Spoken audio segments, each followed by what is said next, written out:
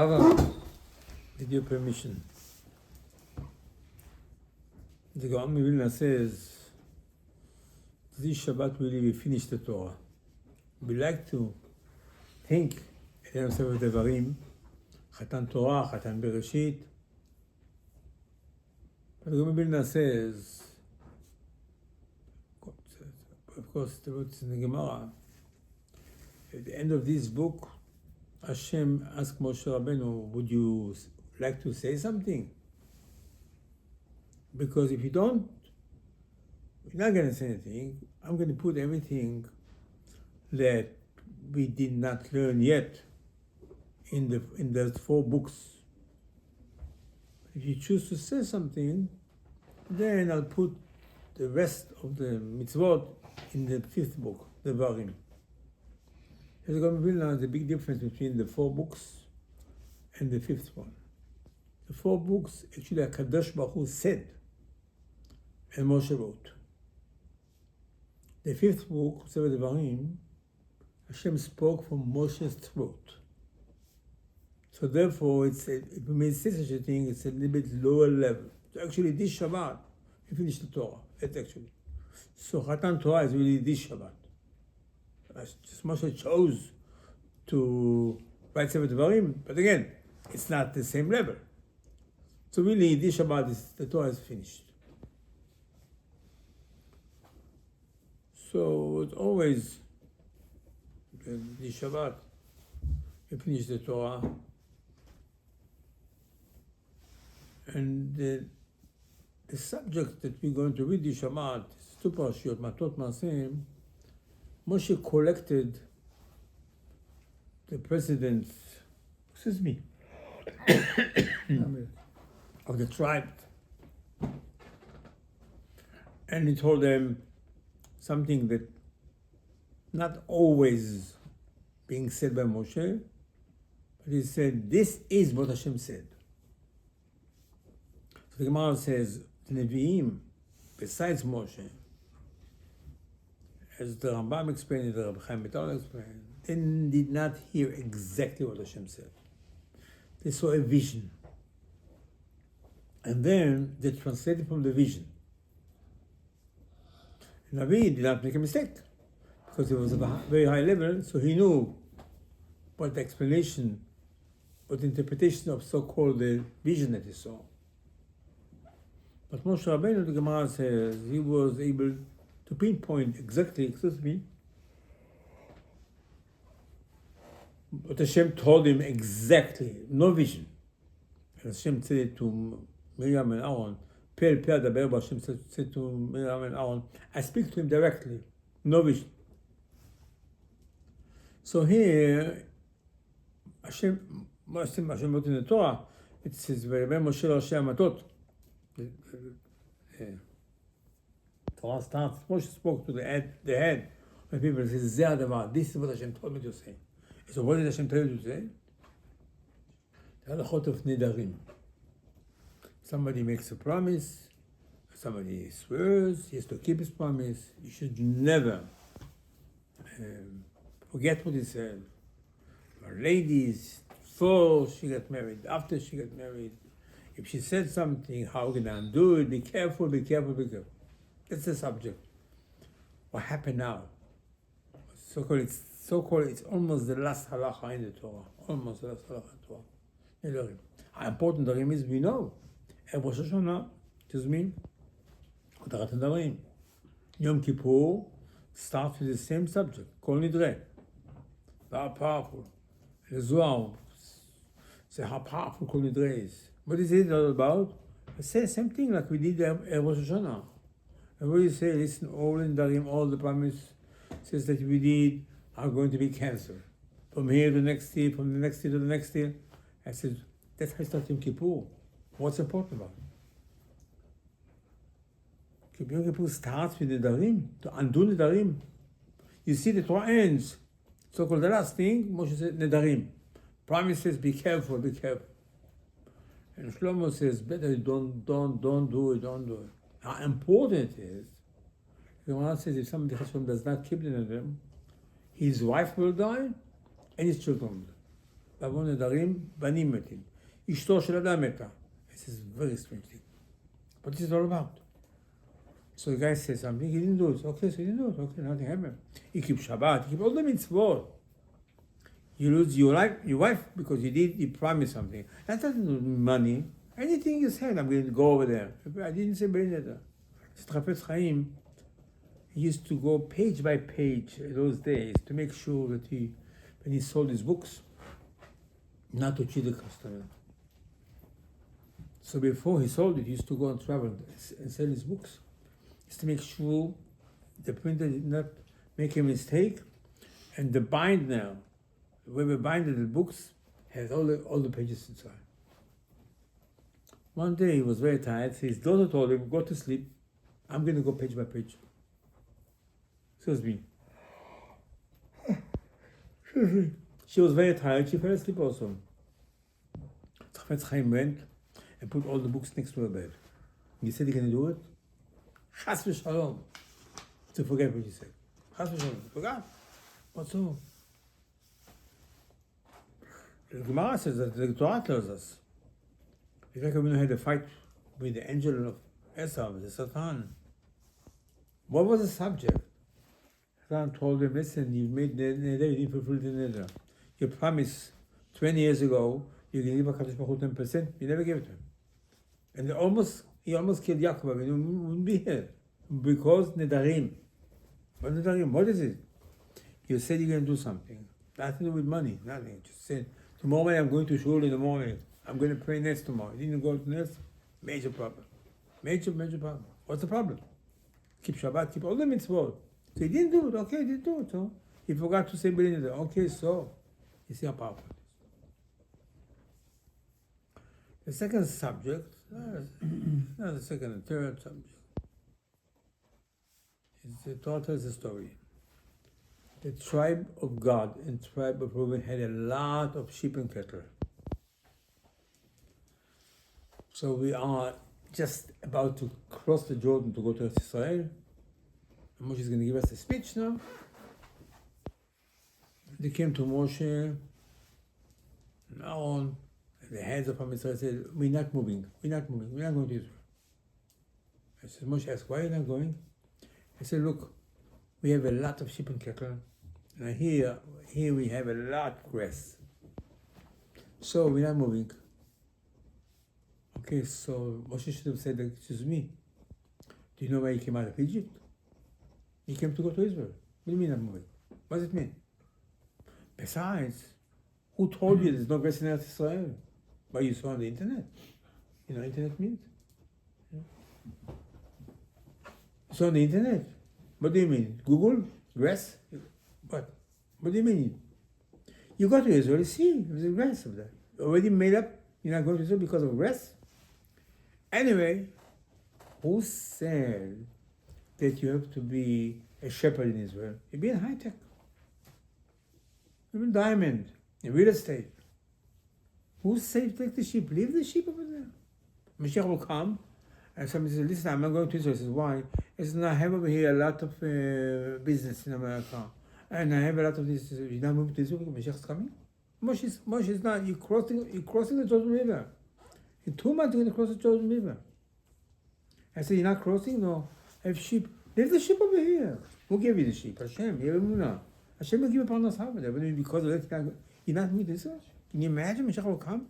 Somebody says they're moving to Israel? Okay, that's what Moshe should have answered them. But the Mikdash is coming up. Mashiach is coming up. What do you mean I'm moving to Israel? Instead, Moshe said, what? You don't want to move to Israel? You know what you're going to do? You're going to cause the rest of Israel not to go. Because they say, you're not going, we're not going to go. Likewise, Moshe gives them the speech. Remember the spies came back 38 years ago? And they said, Israel is not for us. And everybody cried and said, we don't want to go to Israel. So what happened? All died in the desert. You're going to do the same thing. Mechila, Moshe, that's not the problem. That's not a problem. The problem is, how do you let almost 20% of Am Israel at the end not to go to Israel? What are you talking about? It doesn't even say that Moshe Rabbeinu asked Hashem. Moshe called Hashem and said, listen, These people don't want to go to Israel. Shall I leave them over here? Moshe doesn't answer that. How can you ask Hashem this question? How do you take upon yourself to tell people, 2 tribes right now, Gad and Reuben, it's over 100,000 people. You don't say anything to them, nothing. You just say, listen, maybe if you're going to do it, what are you going to do it? It's a major crisis. You don't want to go to Israel. Can you imagine? Mashiach will come. I'm not going to Israel. I haven't had such a thing in my life. I just don't believe it. Sorry, I don't believe it. So the Torah is going to write a dialogue now. They come to Moshe and say, listen, Moshe, don't worry. If that's what you worry, that we're not going to go, the Am Yisrael will say, they're not going. We're going to join them. We're going to leave our cattle, our sheep, and our wives and children over here on the east side of Jordan River. We're not crossing. We're going to go, we, as an army. We're going to go, we're going to fight. We're going to be the Marines. We're going to be in the front. And we're going to fight. And we're going to make sure Israel is going to be conquered. And then we stay there till everybody's settled down. And it's going to take 14 years at the end, the Nabi says. They left the wife and the children and the sheep behind for 14 years. When they came back, the children did not recognize them. That's how bad it was. Not only that, they were attacked by maximum the Arabs. They think Zionism. The Arabs, the Gemara says, the Arabs found out that the people from Gad and Reuben fighting in Eretz Israel, nothing to do with them. They didn't live over there.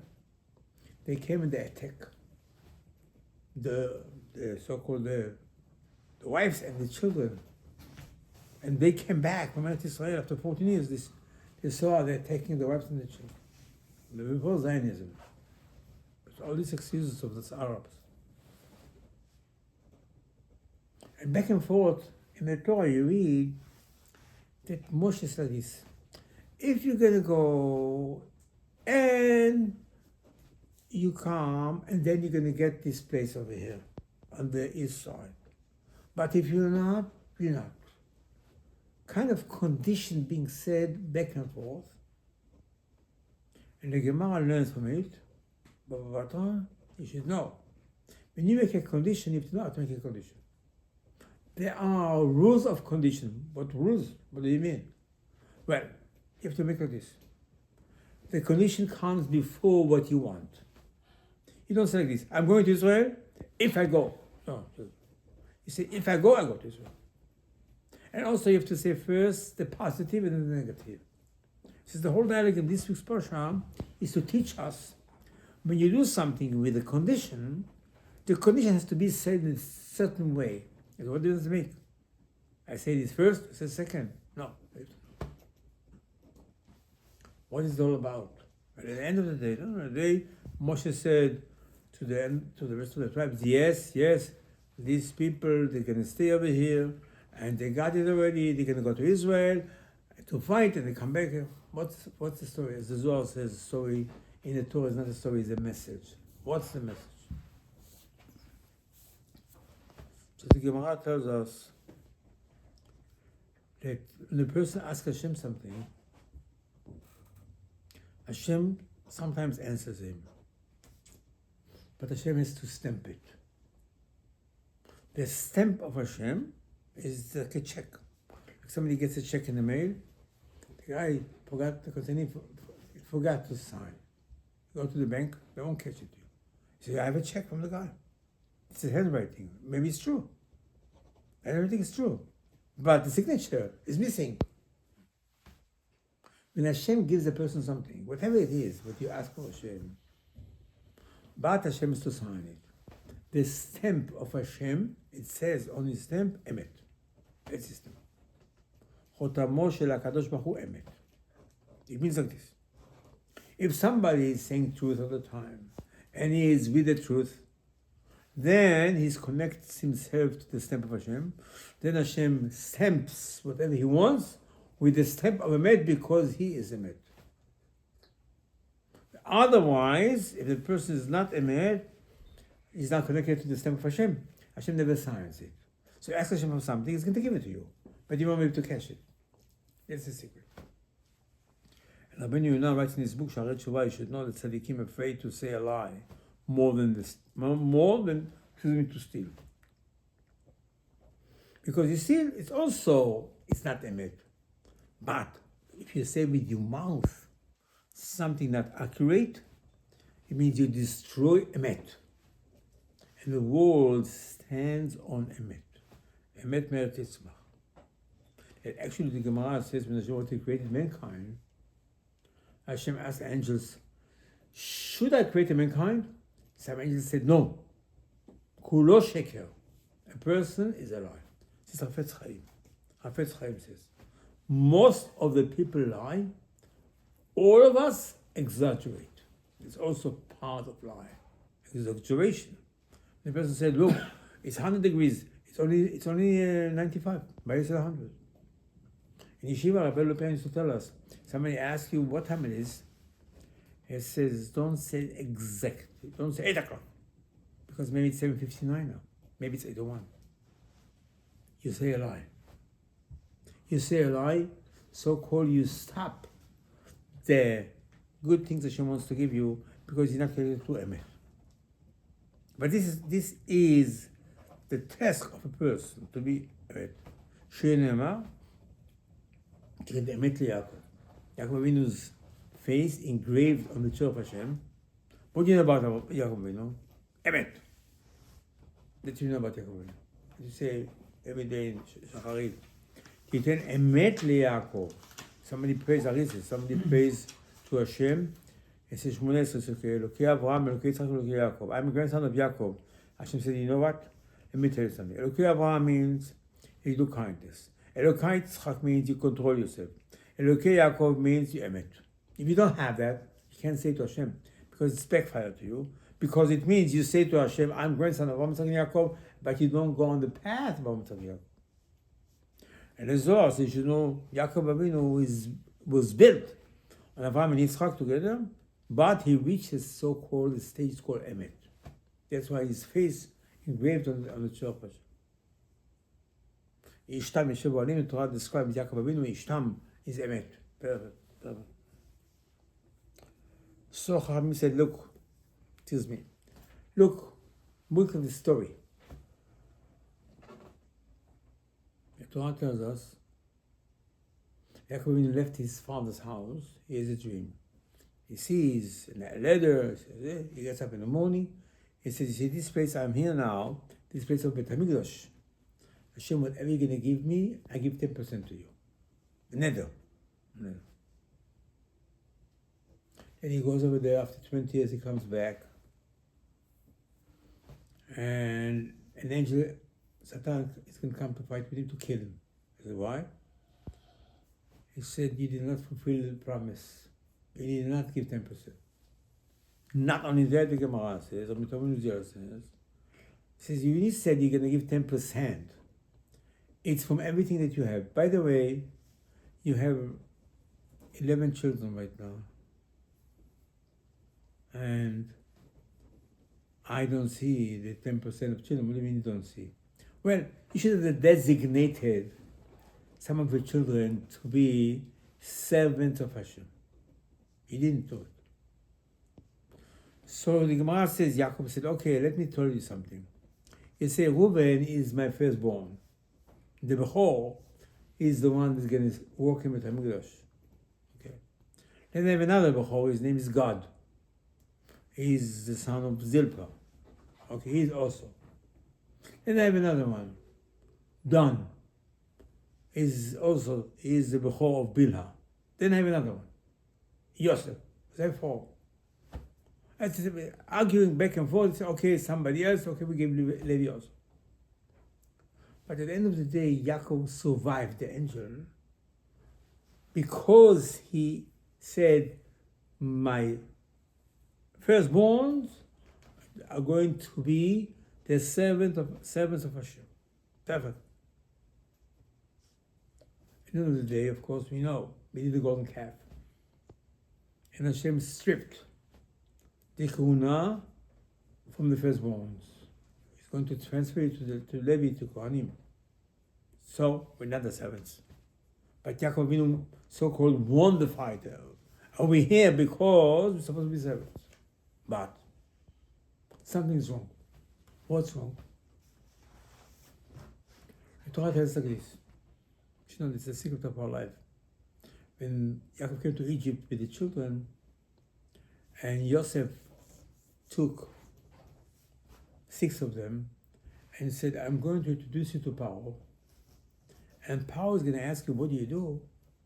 You say, well, we are shepherd and this and that. And Mama said he took the weak ones, not the strong ones, because he did not want Paro to see exactly what's going on. Torah says a story. They arrived in front of Paro. Paro asked them, what do? He said, well, we are shepherds, but you know, there's no grass in Eretz Israel. We have a lot of sheep, and we came down here. Okay? In the Torah, in the text, Hashem writes in the Torah, says, why did Hashem have to write in the Torah the dialogue between the 6 of the Shvatim with Paro? Who cares what was the meeting about? Hashem explained to us, this is the major thing over here. That caused later the whole journey of Am Israel to so-called to fail. Excuse me, when you came to Egypt, in the immigration, what did they ask you? Why you come to Egypt? Why did you come to Egypt? Because you didn't have anything to eat over there. Torah says, as the Torah tells us, the brothers went to Egypt, they bought merchandise, they bought food, they came back. And Yaakov said, go back. And said, we cannot go back because Shimon is in jail, we have to be Binyamin. And then they said, there's no more food, there's no more food, there's no more food. So why did you come to Egypt? Because of the sheep? But so-called he did not say accurate. We came here because there's no food in Israel for us, and we have a lot of sheep and cattle, and there's no grass over there. He didn't say that. He also directed them also the wrong thing. And by the way, he also did not do the right thing by sending the weak ones over there. It's not so simple. It's not 100%. It's a little more than gray area, leaning to the left. So what did he say? He said, we can't go to Israel because what? We came only to America. We came to Egypt. Why? Because the sheep need grass. Look. The children of God and Reuben, the tribe of God and Reuben, the 2 firstborns, 2 of the 4. They come to Moshe and say, Moshe, we're not going to Israel. We're not going to Israel? I know why. Because of the lie, so-called, or the gray area lie that you said to Paro, well, we have a lot of sheep and there's no grass in Israel. That's why you came here, huh? They stay here. That's why at the end of the journey now, after 40 years traveling in the desert, they come to Moshe, listen, we got to correct the lie that we said. You want to be next to Hashem, you have to be 100% sure. We lied. We have to stay here. Moshe understood it. He said, okay, you're right. I have a problem with you. If you stay here, it's going to cause that the rest of Israel said that we don't want to go. We don't want to go. Because we all in the same thing. But they're not the firstborn. So what's going to be? I said, no, we're going to go fight. We're going to go fight with them, and then we're going to stay there until everybody will get this piece of land, and then we'll come back. I said, perfect, but perfect. You're not going to Israel? No. You can't. You don't belong in Israel. You don't belong. You said a lie. You don't belong in Israel. You just don't belong. That's the secret of this parsha. And that's what the parsha starts with the darim. The darim means whatever you say, you have to fulfill 1,000,000%. You know why?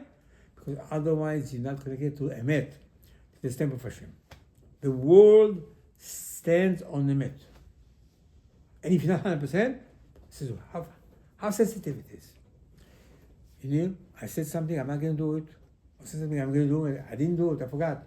Listen, Chas Shalom, your wife will die. Shalom, your children will die. So what is it all about? So I'll tell you what it's all about. The first thing was done in this world, of course, Adam Hashem ate from the tree. But then the Torah tells us a story that Hashem came to Adam Rishon and asked him, why did you eat?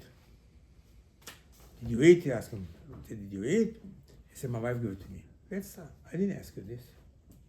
I asked you, did you eat? She said, yeah. I asked you who gave it to you. He asked the lady, did you eat? She said, the snake gave it to me. He said, did I ask you who gave it to you? The mouth of the person has to be 100% correct. Answer what you have been asked and ask what you have to ask and don't say one extra word. That's what the Chachamim say. Some people all of a sudden, they forget what to say. Or Chas Shalom, they cannot talk sometimes. So what happened? In this type of previous life, you damaged the Emet. The Emet is from your mouth. This is how a person proves to Hashem is connected to Hashem. To correct what the angel said to Hashem, don't create mankind. They're all liars. Rabbi Aderet said, not about Hashem, all of us liars, but all of us exaggerate. We're not connected to the stamp of Hashem. And that's the whole story in this week's Pasha. Is to tell us, the Torah is going to end. And what's going to find?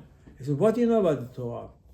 The Torah has to end by correcting, fixing the damages was done at the beginning of the Torah.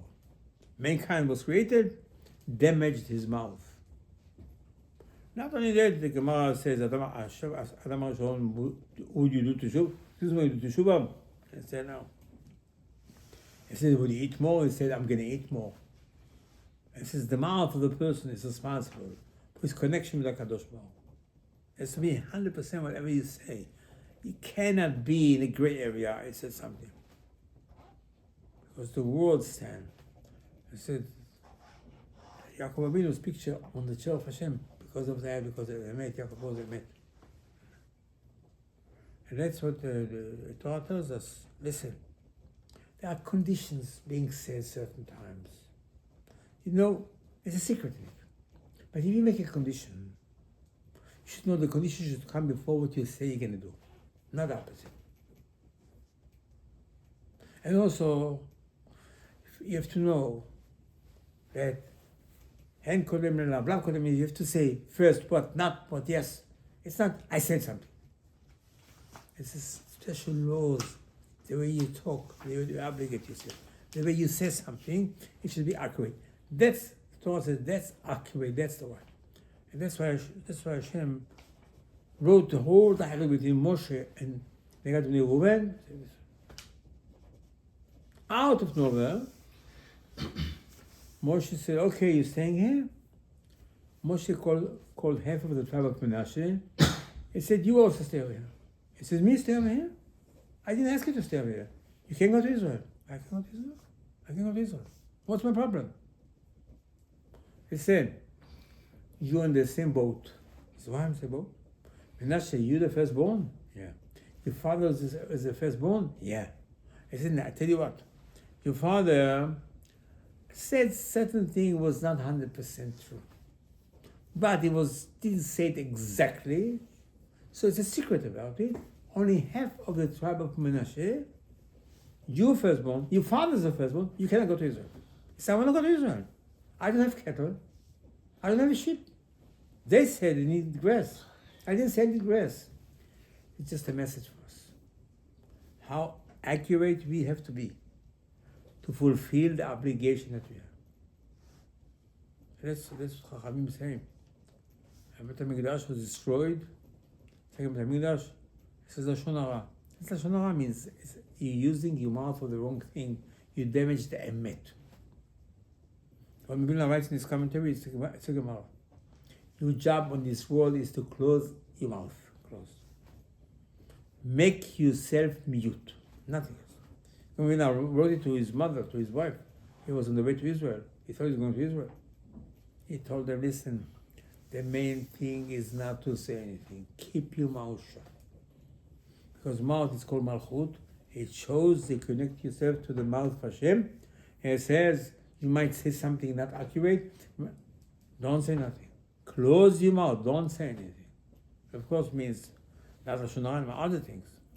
But the power is not to say anything. That's Chafetz Chaim was so big about it, Lashon Hara, the book and everything. Of course Lashon Hara means the connection to the stamp of Hashem, Emet. If you talk Lashon Hara, you're not Emet. If you say something not accurate, it's not Emet. If you say half true, it's not Emet. It means you're not correct person. That's really the end of this Torah. That we have to be 100% to have the Geulah Rabbi Aderet.